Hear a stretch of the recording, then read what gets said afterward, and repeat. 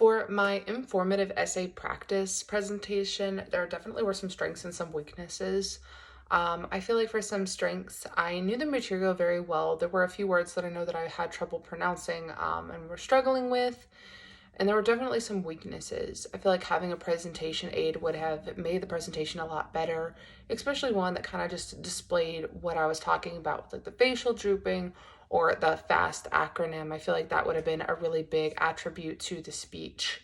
But I also feel like maybe I can work on the timing as well. That may be a good way to improve on the speech, is working on the timing and the spacing of how I'm delivering my essay, as well as the use of a presentation aid. I also believe there are ways to improve in that, just reading what I know, just like, or I guess not reading, but speaking about what I know about the subject. I work in healthcare. I'm very, very familiar with this subject.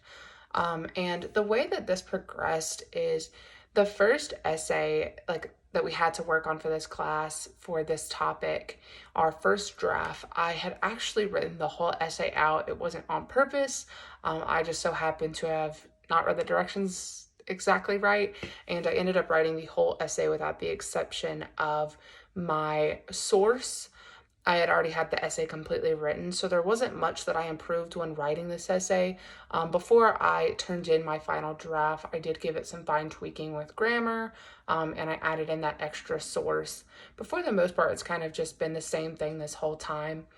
This was a topic I was very familiar with and I wrote a lot about. But other than that, I think I did a pretty decent job, but I think I can do it maybe a little better. So, yeah.